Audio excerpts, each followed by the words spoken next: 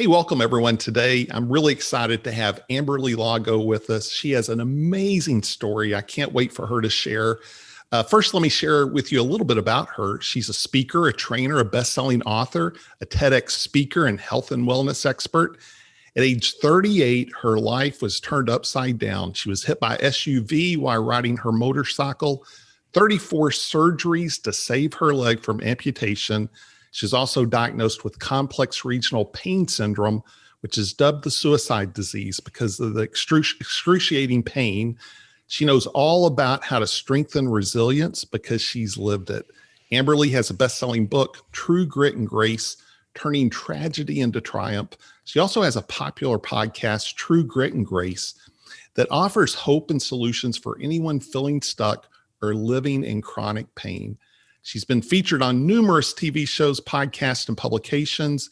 She's a fellow Texan that lives in California with her husband and 2 children, and she's out to change the world. So excited to have you with us today, Amberley. How are you? Oh, thank you, Kyle. And thank you for that beautiful introduction. And, we might be moving out there to Texas, so I'll be a little bit closer to you. We're actually looking at property. So I'm so grateful to be here with you. Thank you. Thank you for having me. I love California, and it's a phenomenal place to visit. I do like To visit is the key word you say. I do like living in Texas for my own reasons, but I love California. I mean, after so many trips to California, I've never had a bad one. It's always been great. I feel amazing, love the weather, but again, I'm okay to visit it. I don't need to live there, I don't think. But yeah, I get it. It's got the most beautiful weather, and it's beautiful. Got the ocean. I'm looking out my window. There's palm trees, a blue sky, but when I moved out here 30 years ago, gosh, has it been 30 years? I think it's been 30 years. My family was like, "Why are you taking all your stuff? You're going to be back in a couple of weeks." And here it is this many years later. So yeah, I kind of liked it so much that I stayed out here. But, I knew from a really young age, probably maybe the age for sure by like 12, that I wanted to move to California to pursue my dreams. And I feel grateful that I've had the opportunity to live in such a beautiful place. But I do miss the hospitality of Texas and my family there in Texas. And my daughter's a horseback rider, and we have we board a horse out here in California. And I remember when my grandfather came to visit me years ago, I had just bought a townhouse, and it was nice, but it wasn't that big. And he said, "Oh my goodness, Amberley, for the price that you paid for this townhouse, you could buy a ranch and all the horses to go on it in Texas." So I'm like, "Oh, maybe I should move to Texas." But yeah, it's nice. And I've been grateful that I've had an opportunity to have the, dream. My dream came true being a dancer, and I got to travel around the world dancing. And then that led me into, as you said before, the health and fitness industry. And now it's weird for me to hear sometimes when I hear someone read my bio and they say TEDx speaker and author, because those are things that were scary to me, and I never imagined that I would do those things, but I had this passion inside me. And I think that when we have the passion, or we know what our why is and we focus on that, we can get through almost anyhow. So and when you said resilience, I'm like, yes, I think all of us have gone through several trials and tribulations, and we all need resilience. So I've learned through a lot of failures and setbacks, and really my rock bottom, how to get back up again. And that's really what my intention is just to share those things that have helped me along the way. Yeah, so a lot of value there that you mentioned. And when you talk about your why, when you talk about resilience, I think so much of that is born out of difficulty and challenges, right? It's the things. I was on a call earlier today, and someone was telling me about the difficulties and challenges they were going through. And I said, well, those are speed bumps that life has to help, decide who's the tourist and who's really serious.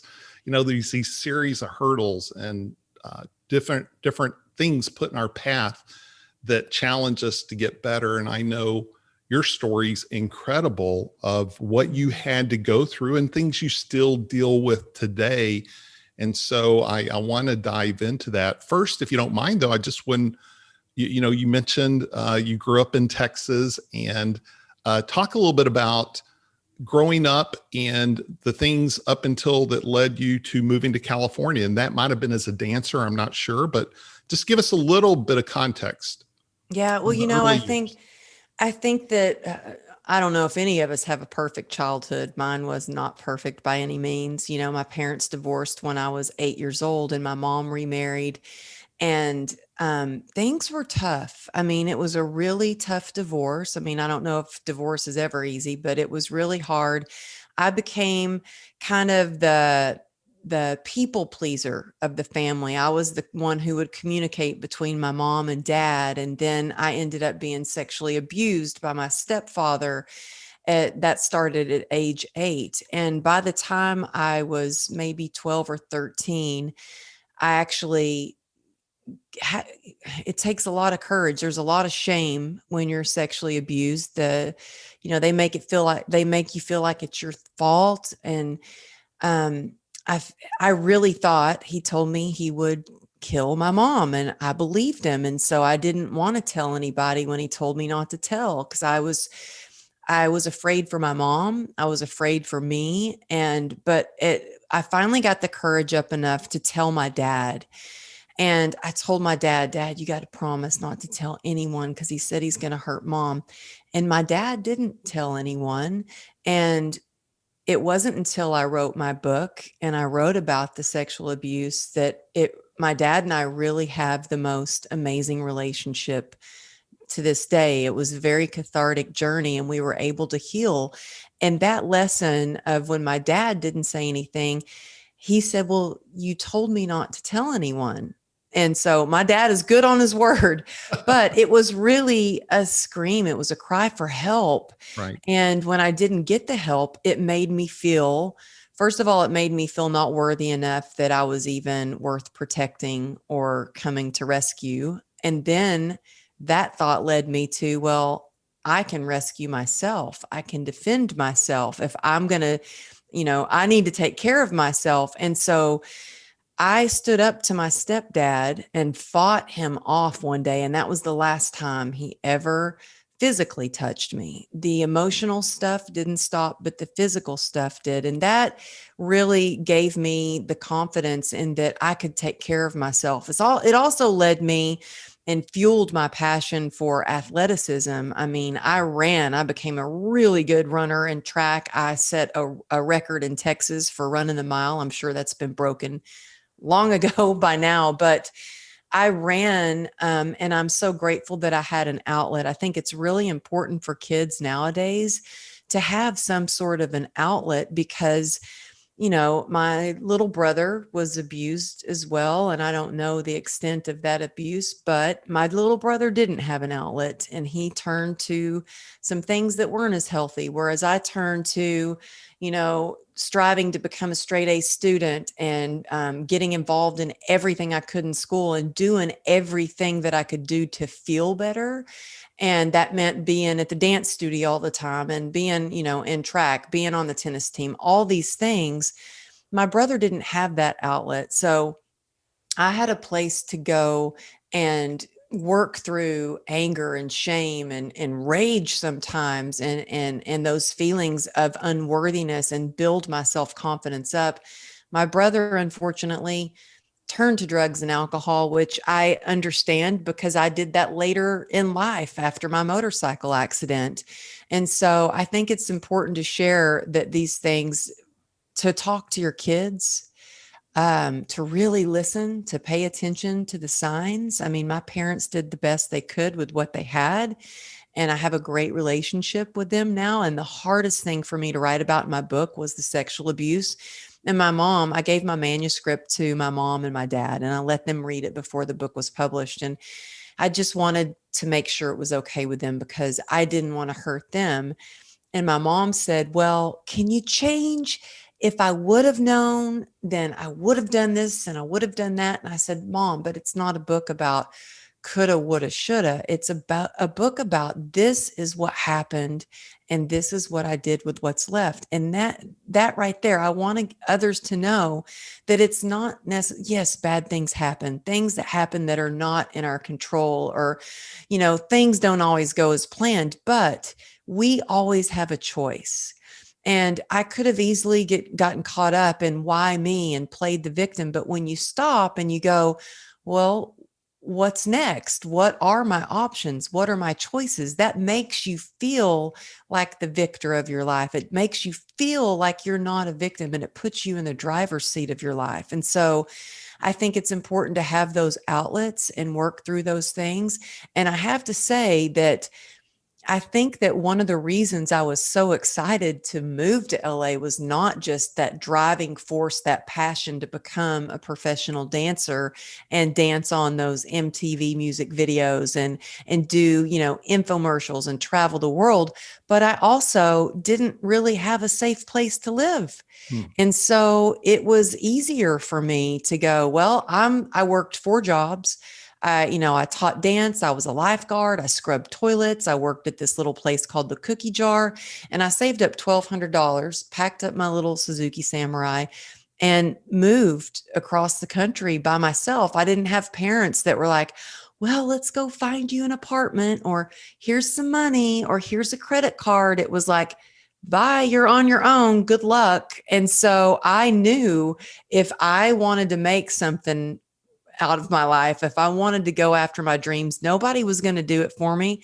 Nobody was going to help me with that. If I wanted it, I had to be willing and committed and work hard for it. And I think that growing up the way that I did, growing up where we had very little money, wasn't always easy, that I was taught that if I wanted something, to work for it. And I think that that's something that a lot of, I want to teach my children. I want to give them things that I never had, but it's a balancing act going, okay, but I also want them to know the value of a dollar. So I've got one daughter who's 25. She just got accepted to Yale. And my youngest daughter is just turned 13, and she's got her own business. And when she launched her business, we had to make 2 trips to the post office to send things out. So I'm very Wow. proud of my girls. Yeah. That's awesome. Such a powerful story, Amberley. And I want to touch on a couple of things. First of all, you talking about you and your brother, almost similar story to Glenn Morshower, who talked about he found acting, he found his passion, he got around big thinkers and people that really didn't judge and accepted him. And, that took him on a whole different path, where his brother turned to alcohol, eventually died prematurely from that. And he said, we had the same upbringing, and it's just, I found a positive addiction. He found a negative addiction. It doesn't mean I was fixed. I didn't have, issues, but I was able to give myself to something. And would you say that the positive addiction took you down a great direction, but you still had to eventually deal with all the areas of dysfunction that type of upbringing would have come with? Well, that's such a great question, Kyle. Oh my goodness. I mean, I have to say, actually, this is really on my heart, because just this morning, I was just talking to my brother's attorney. My little brother, who was just such a sweet kid, his addiction led him down a really dark path. He was hanging out with the wrong crowd. It eventually led him to drugs and alcohol, and he sits on death row in Texas. And what I've learned is addiction doesn't discriminate, because I never turned to partying or drinking. I always say, when all my friends were out partying, I was busy collecting their tips. I was the bartender. I was the waitress. I was, doing that on the side while I was doing my dream dancing. I always had a backup, like a waitressing job. So when I was in town and not on the road dancing, I always had steady income. I always believed in having multiple incomes from different things. I think I always had, I didn't know it back then, but kind of an entrepreneurial mindset. And it wasn't until everything was good. I mean, Kyle, I really thought I have the life of my dreams. I finally met the man of my dreams. I've been divorced twice, and I was like, third time's a charm. We had two healthy kids. My career was booming. I had just done a fitness video. I was getting back into infomercials. If you walked into a Rite Aid or a CVS, you'd see a picture of me on some of the vitamin labels. I was doing a vitamin line. I mean, I had several trainers that I employed. Life was good. And in the blink of an eye, everything changed when I had my motorcycle accident. And waking up out of a coma and learning that you have a 1% chance of saving your leg from amputation, I hung on to that 1%, and I was like, well, then there's still a chance there. I want to do everything. I want to find a doctor who's willing to take that chance with me and fight to keep my leg. And that took 34 surgeries, and it took months in the hospital and excruciating hours of physical therapy, and they saved my leg. And that was really the easy part compared to living with pain every single day. And we all have pain, whether it's physical or emotional. And I was diagnosed with complex regional pain syndrome, which is dubbed the suicide disease because there's no known cure. And so you're in pain every day. And to learn this, I remember when I was diagnosed, the doctor said, well, you'll be permanently disabled. You need to go get back in your wheelchair. And I said, okay, for how long? And he said, forever. And I was like, forever? I thought, this cannot be right. This can't be my life. And so I was in denial. I was still in pain. So I went to another doctor, and he's like, you have CRPS. And I was like, I'm getting a third opinion. Went to another doctor. He said, you have CRPS and you have to take radical action. There's no known cure, but we can do things to try to put it in remission. So I started doing all these treatments. I had $2.9 million worth of medical expenses already from 34 surgeries. And now trying these radical treatments that insurance didn't cover, like ketamine infusions. I had a spinal stimulator where they implant spinal leads into your back. Eastern, Western medicine. I at one point, I was on 73 homeopathic pills and 11 different prescription medications a day, and nothing was working for the pain. And I remember discovering, oh, wow, this glass of wine helps numb out the pain. And it also helps me to stuff down all my feelings of, unworthiness and inadequacy. I mean, I was scarred up. I'm scarred up from my hip down. I'd lost my career. We had a lien on our house. All these things it was just piling up and piling up. And I just felt like I couldn't take it anymore. And I remember having a drink and thinking, well, this isn't the healthiest thing to do, but if it's what I have to do to get through the day of pain, then I guess it's going to have to work. And that worked until it didn't. And my life came just crumbling down. And so the reason I say addiction doesn't discriminate is because, lo and behold, I thought, how did a good girl like me end up like this, drinking every day, hands trembling when I didn't have a drink? I became physically, emotionally, in every way, I felt broken, but physically dependent on alcohol. And, I'm sober now. But it's a humbling experience, especially to be someone who's been the good one in the family, the go-getter, the fitness expert, all that, to now, my husband is a lieutenant commander with a highway patrol. So in his eyes, there was a lot of shame too. How could he be married to an alcoholic?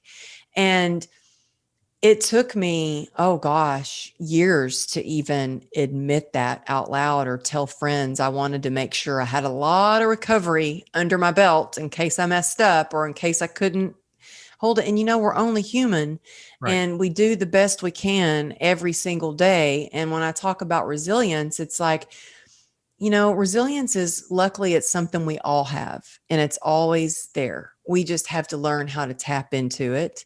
And we have to really spend the time working on bettering ourselves every day and healing the pain and the trauma, because pain demands to be heard. And if we don't, it will come out in everything we do, the way we love, the way we lead, our relationships, our careers, everything we do.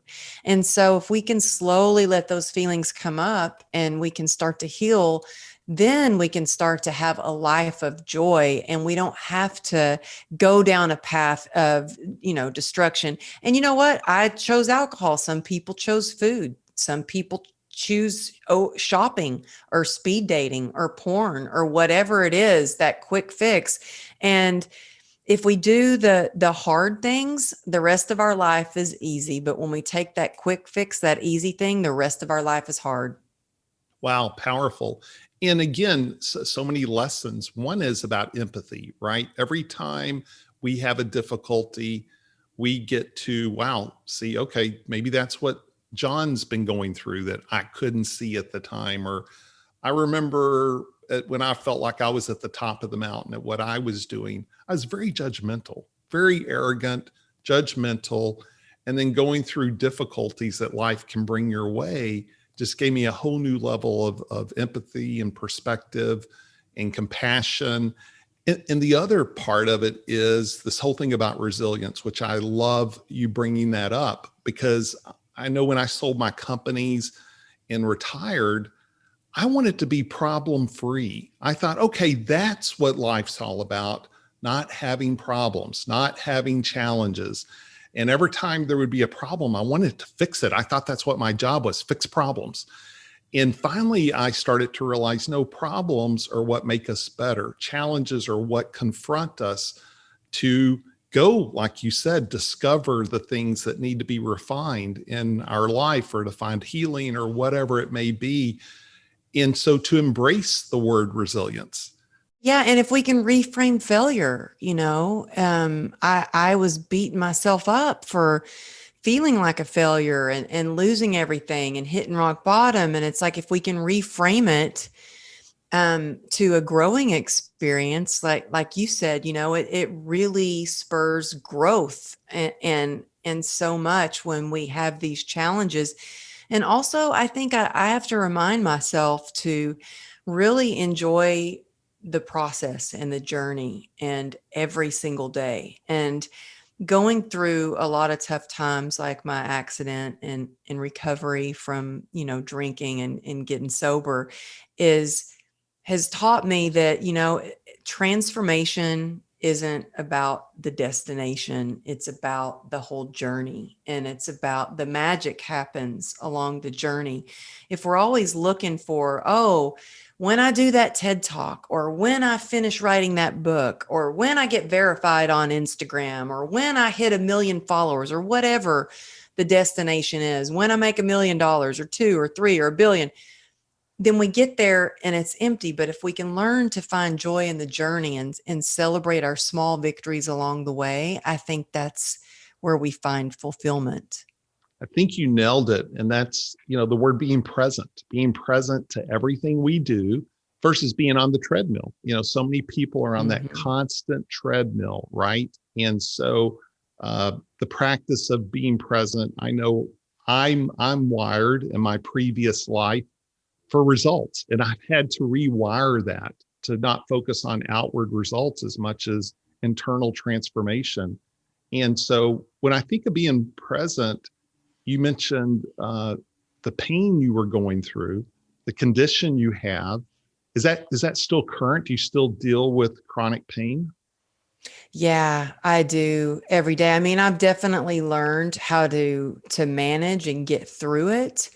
And I don't define, there's a lot of people that they become whatever illness, or, they become, I don't want to really become someone with CRPS. It's just a condition that I have. Sometimes it brings me to my knees. Sometimes it gets me to a place where I can't take one more step. I can't walk. In fact, I did a post on Instagram, and I showed a picture, or a video of my daughter pushing me in a shopping cart. And we were at IKEA, And my husband and daughter could tell I was having trouble walking, and IKEA just goes around and around and around, and walking on a hard surface is probably the most challenging thing. I can hike on an uneven, softer surface better than I can walk through IKEA or a mall. And so my daughter was like, Mom, just get in the shopping cart. And I'm like, I am not getting in that shopping cart. My husband's like, Amberley, I can tell you're in pain. Get in the shopping cart. And I'm like, I'm not, just stubborn. I'm not getting in. Well, another 30 minutes goes by and I'm like, okay, I'm getting in the shopping cart. And I showed a video of my daughter pushing me in the shopping cart. And, I look a mess. I'm in a cart, but we made it fun. She's like trying to run me into the pottery and the dishes, and we made it a good time. And it's all perspective, and it's all how you look at things. But there are days when it's hard. And so you either see me standing on a stage and I look very resilient, but also resilience looks like giving yourself some grace and saying, okay, I'm going to accept help from a friend or a loved one or a daughter or a husband, and I'm going to get in the cart and I'm going to let them push me along. I And love that. so, yeah, I think, resilience doesn't always have to look like this tough warrior, because underneath that is a lot of tenderness. Sometimes we don't understand what somebody might be going through. And that's the thing with pain. Whether you have an illness or you have deep emotional pain, a lot of times we can't see that.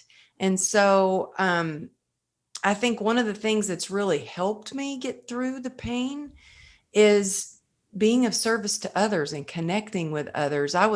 Pain has a way of isolating us. I don't know about anybody listening here, whether it's on, the podcast or on YouTube, but I just think that for me, when I was in really a lot of pain, I didn't want people to know. I thought that they wouldn't understand what I was going through, or I thought that it would make me appear weak, or I would feel like a burden, or I would, I had to ask myself, why did I feel that way? Why did I feel like I didn't want to share that? And the thing is, when I got to my lowest point where I really didn't want to live anymore, and I was thinking thoughts like, well, my husband could find another wife, my kids could find another mom better than me. It was at that point that I thought, wait a minute, I have a choice here. I can continue going down that road of despair, or I can choose to reach out for help, because I think that we all have that light within us. And at that point in my life, mine was barely a flicker, and I prayed and I needed help. And so I asked God to help me, and I had to reach out to a friend for help. And that was probably the scariest thing I've ever done, Mm. was to actually admit that I had a problem. But I think for any transformation, if you ever, are in a tough challenge, or you're, whether it's physically, whether it's with your job, whether it's in your relationship, the first part of transformation, I believe, is really taking a good hard look at your life, looking at knowing who you are and admitting what's working for you and what's not working for me. And that was hard to do. It's hard to take a good, like a good look at yourself sometimes. You want to put the blinders on and ignore those things sometimes, and it might feel easier. But when you can be in acceptance for where you are on your journey, that allows you to make good decisions and take action steps to better your life. You're touching on so many great things. And I'm thinking of another friend of mine, Ray Higdon. You might know Ray, and Ray talks about childhood trauma he went through, and no one would have known it, but what he later on, after going through Landmark, discovered is he had a protective shell around himself. He didn't necessarily trust other people. And so it sounds like some of the things you were experiencing forced you to open that shell up a little bit, right? To say, okay, I have to trust someone to have some Oh, conversations with. yes. And I had to trust someone, and it was the first time I really realized I hadn't dealt with any of the trauma from my childhood. I had just stuffed it down and pushed it aside, and literally ran from it, all the emotions. And, running was the only tool that I had. And when I couldn't run anymore, and especially when I was stuck in a hospital bed for months at a time, I went from being this elite athlete to being in a hospital bed with bed sores and not even being able to use the bathroom on my own. And not only is it a humbling experience, but you feel like a prisoner to your thoughts because you can't escape them. You're stuck there. So I was really kind of forced to deal with the emotions. And it took a lot. And there's a lot of people that ask me things like, wow, well, how did you get so comfortable sharing, the way that you look, your legs all scarred, and how did you finally learn to love yourself through that? And I'm like, it took years of work on myself and writing and therapy and reading books and communication with my family and forgiveness. And I always say to share from a scar and not an open wound, because I think nowadays on social media, people want to share and say things for shock value or whatever. And it's like, it, there's no way years ago, before I was comfortable in my own skin, that I could have ever taken a picture of myself showing my scars. I would not have been ready for some of the comments that I get on social media. I shared on TikTok. So I got on TikTok because my youngest daughter was like, "You're too old for TikTok. You don't need to be there." And I'm like, "Oh, well, then I'm definitely going to get on TikTok." And I posted a video of me tap dancing for the first time since my motorcycle accident. And I'm trying to squeeze my foot in this tap shoe. And she's like, "Mom, I don't think those shoes are going to fit on your deformed foot anymore." And I'm like, "It's going to fit." And I get my tap shoe on, I do a little tap dance and post the video. It's got like 600,000 views. And Wow. some of the comments were like, this one guy was like, "Oh, don't show me stuff like that. I was eating and I almost threw up," talking about my scars. And on TikTok, you have, they allow you to post a comment and do a video to answer the comment. And I said, "Look, you guys, you're always going to get comments like this, but when you're comfortable in your own skin, doesn't matter what the naysayers say, because you know who you are. Speak your truth, love yourself, keep shining your light." So I meant it in a very positive way. And that video got a lot of views, and it had a lot of people reaching out to that guy, which I was so new to TikTok. I didn't mean for that to happen, but I never would have been able to do that had I not gone through a lot of healing, I think the first year that I got sober, I think I probably cried every single day. And when I was young, What year was that? Are we talking? 2016. Okay. 16. And then you wrote your book. When was the book written? And my book published in 2018. Okay. 18. Uh-huh. Yeah. So they talk about the promises in recovery and that you can change your life and you can turn your life around.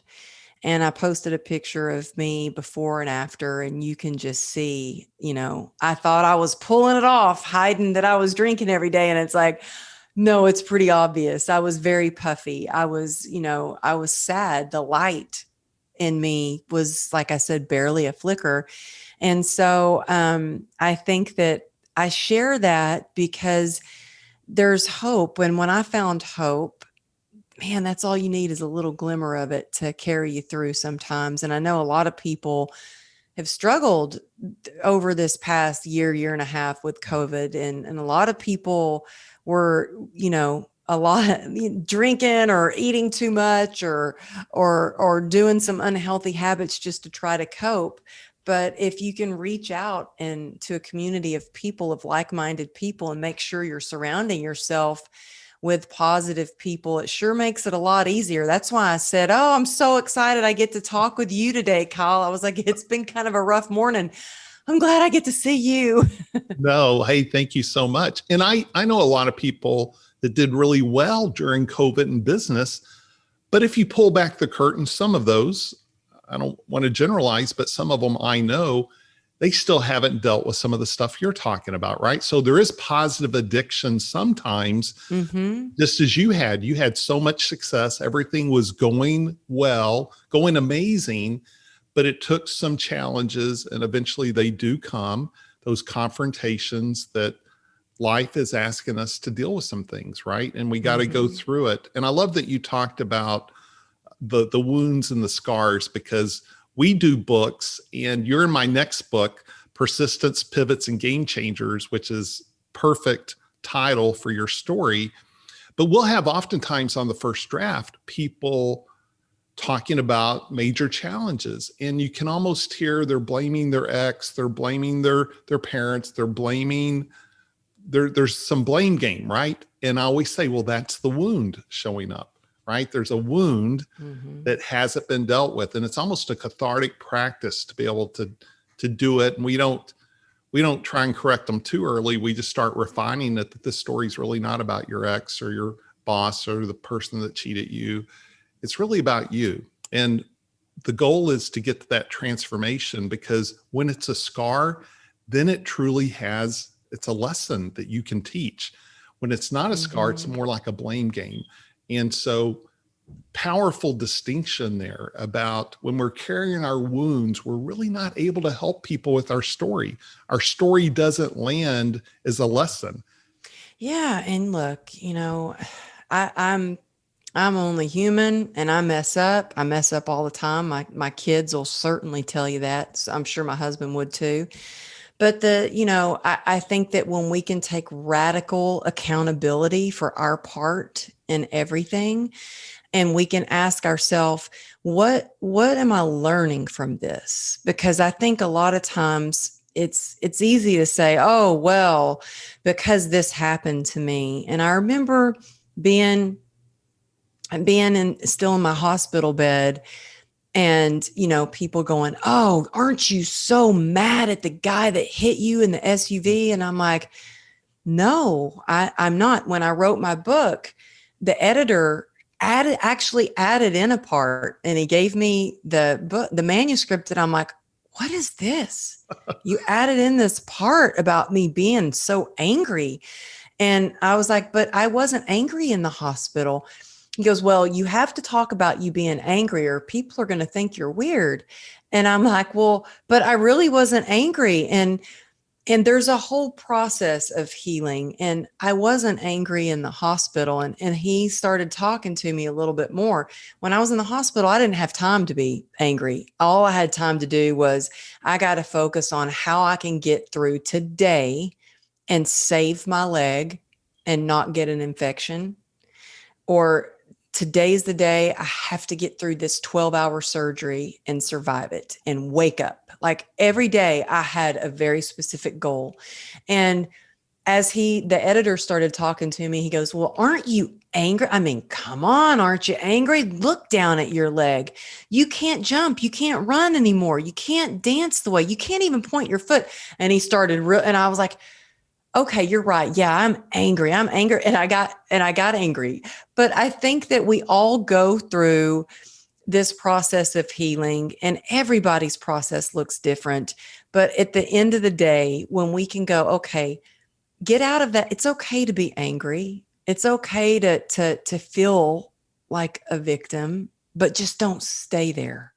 Just don't stay in that. Going through something, a really tough challenge or adversity, it's going to do one of two things. It's going to make you bitter, or it's going to make you better. And you have the choice to allow it to make you better. And I'm glad you said go through it, because a lot of people, this is just my own personal opinion. I could be wrong.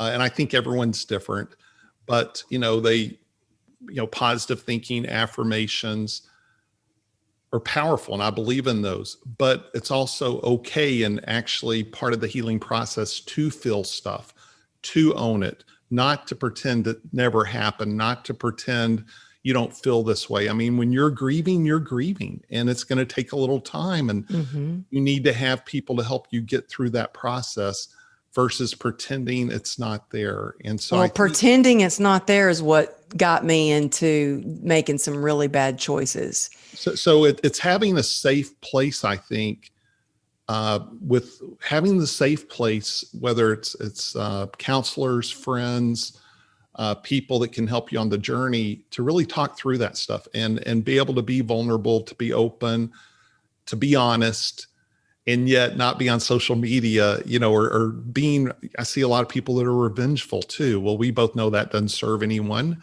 versus just going through that journey. And so, that kind of brings me to another question I have.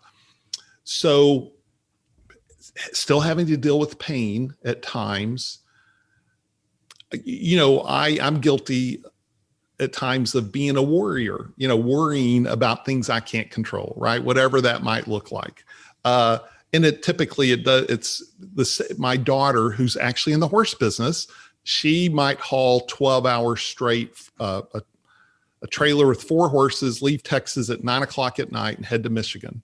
Seriously. Wow. And Wow. she's a professional rider. She's also the rep for Atari's, the saddle company. She's been Oh doing my horses since 4. goodness. Yeah, no, that's her life.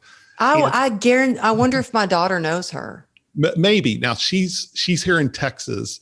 But she'll go to Kyle, that horse world is a small world. Those horse girls, they all know everybody. But things like that. It's hard for me to sleep if she's pulling an all-nighter driving to Taos, New Mexico, and she's had blowouts in the middle of the night in the middle of nowhere. I can't control those things. But what I had to learn is I don't have to worry about that until I'm in the middle of it. Now, when I'm in the middle of it, then I try and use my tools. And I would think for you, having to learn not to worry about when that next episode's going to happen or when you're going to have the pain flare up, but really being present to everything you're grateful for at the moment. Well, preparation, not living in the future in the moment, right? Yeah. And I think what helps me the most with that is preparation is key. So I have to think about what my days look like, and I have to prepare for the future. So for instance, if I am going to speak, I'll be in Texas speaking at an event, and then I'll be in North Carolina right after. Flying is very difficult for me. It usually swells my leg up and causes a flare up or more pain. So I plan my trip to where I can get to the speaking event a day ahead, so I can calm the pain down and calm my nerves down.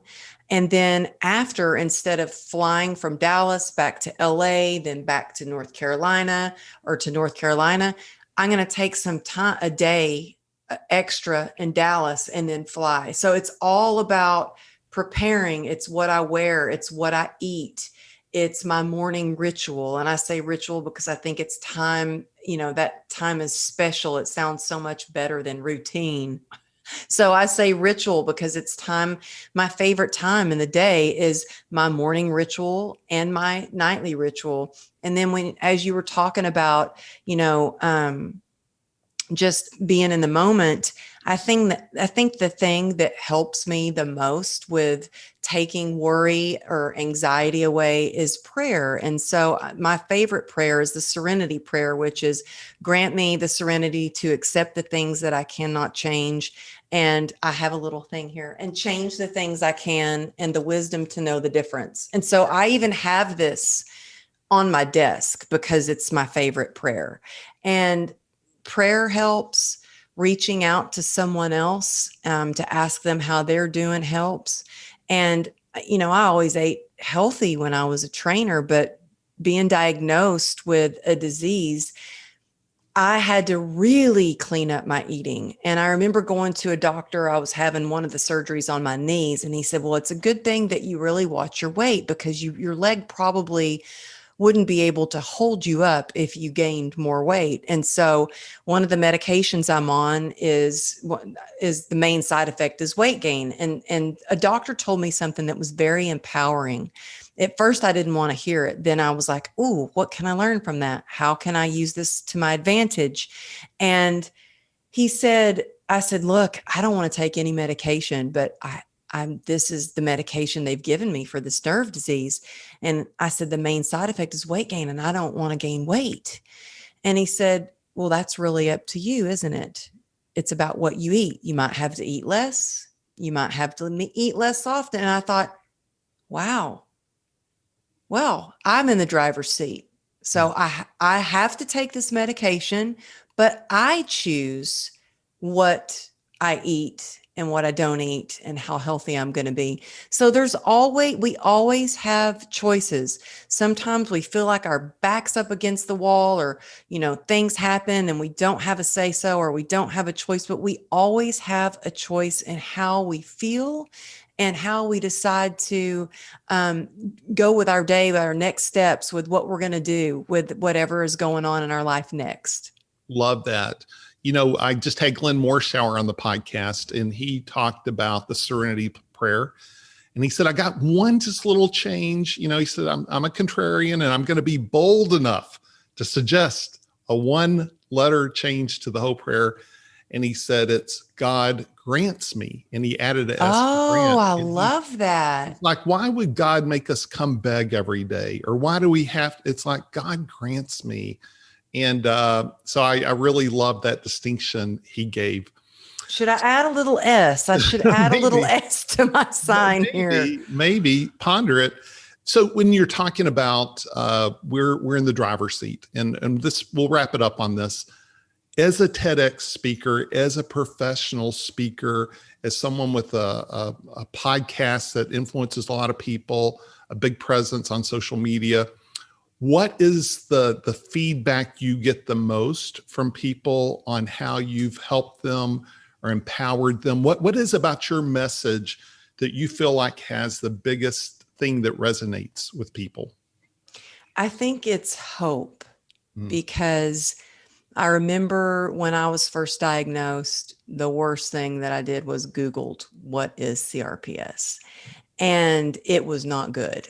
When you learn that people kill themselves either slowly or they commit suicide because the pain's so bad, the pictures that you see of what it looks like, it just wasn't good. And some of the support groups that I tried to dive into and really just find some support was, Kyle, it was so depressing, because I feel like, and to each their own how they want to be, but I want to be around passionate, inspired people.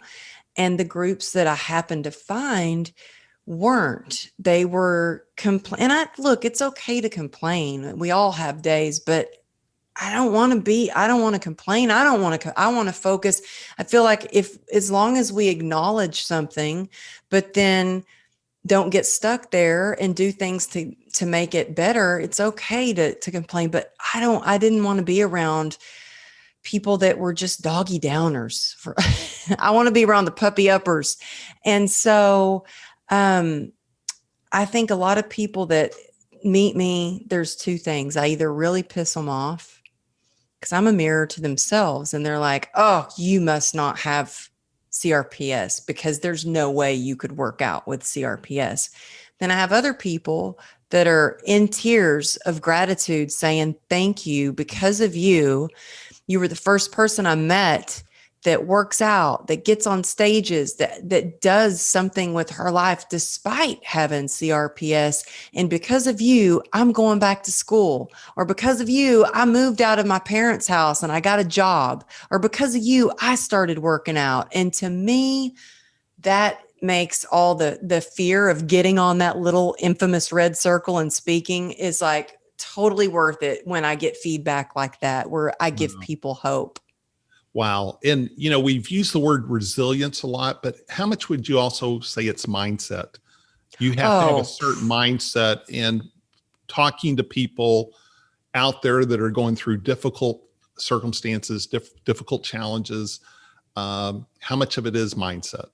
I think that it all starts with mindset. In fact, I talk about in my TED talk about the PACER method, which I come up with. It's a short, quick word to remind me to be resilient. And it stands for perspective, acceptance, community, endurance, and rest. And we've talked on a lot of these things, but perspective is our ability for ourselves to shift our mindset. And I think the quickest and easiest way to change the way you feel about your situation is to shift your perspective with gratitude. And, the moment that I'm feeling down, or I'm getting in that mindset of, oh my goodness, this is too hard, or I can't do it. There's always a way to shift your thinking, and we've talked about social media. It's easy on social media to go, oh, but they do it better than me. And then I'm like, well, try saying, no, what can I learn from them? Mm. Or if you say, I have to do this, say, I get to do this. There's so many different ways to catch yourself when your mindset wants to, or your inner critic wants to come down hard on you. I think I have a mean inner critic, and I really stop it, and either, like you talked about, doing an affirmation. But the quickest way for me to change the way I feel is with gratitude. And so every morning, that's part of my morning ritual, is to write down what I'm grateful for. I also reach out to, I have an accountability partner, whether you have a coach or a mentor or a best friend or whatever you want to call it, and we reach out and we text each other every single morning 3 things that we're grateful for, and we screenshot something that we've read out of either a spiritual book or a self-development book, and we share that with each other. Then you can not only express your gratitude, but you really start to feel it and share it. And that's when it starts to make a difference, because you can't be sad and grateful at the same time. So I mean, true. try it. It's not possible. So true. And we talk a lot about morning rituals. You mentioned you also have an evening ritual. Can you tell us just a little bit about that? Oh yeah, my husband makes fun of me for it because I get up really early. I get up at 5 every morning.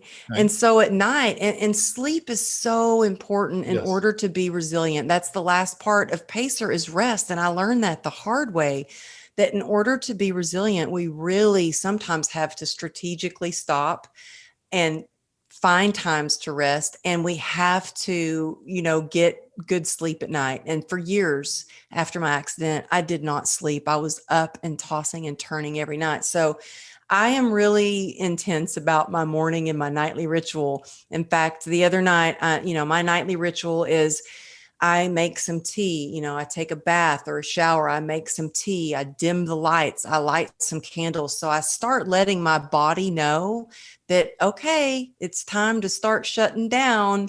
And I get off technology. I have an alarm on my phone, and my alarm starts blinking, the light starts flashing, and it says, bedtime. It's bedtime now. And so it reminds me, okay, electronics off. My phone goes to do not disturb, which bugs my husband, because he's like, I was trying to call you. You got to take that thing off your phone. But I don't take any calls after a certain hour. And then when I get in bed, I cuddle with my daughter and our little 2.9 ounces of a dog. I don't know if that even counts as a real dog, but our tiny little dog. And we cuddle, and I ask my daughter, what's the best thing that happened to you today? And a lot of times she says something real silly. And then I say, what's one thing that you're grateful for?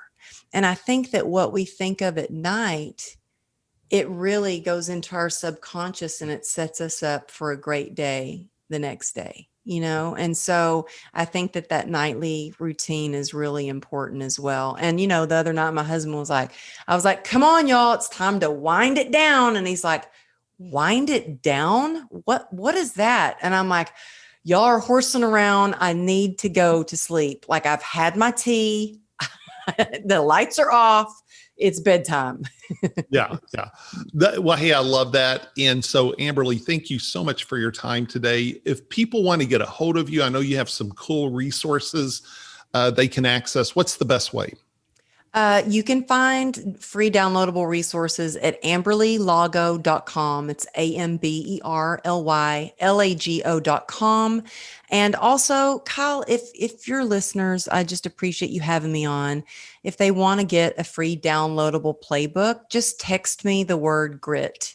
So text GRIT to 818-214-7378. And it's a great way to get a free downloadable playbook, so you can learn more about the Pacer method. And also, it's me texting back. So I want, it might take me a minute to get to you, but I love connecting with people. So reach out and say hello. And Instagram is Amberley Lago Motivation. And my podcast is True Grit and Grace. And my book is True Grit and Grace. Love it. And we'll put all that in the show notes and we'll put it in the outro of the podcast as well. Amberley, thank you so much. I'm excited you're in the upcoming book as well about persistence and pivots because that's you. So thank you so much. Thank you. I'm so honored, Kyle. Thank you so much.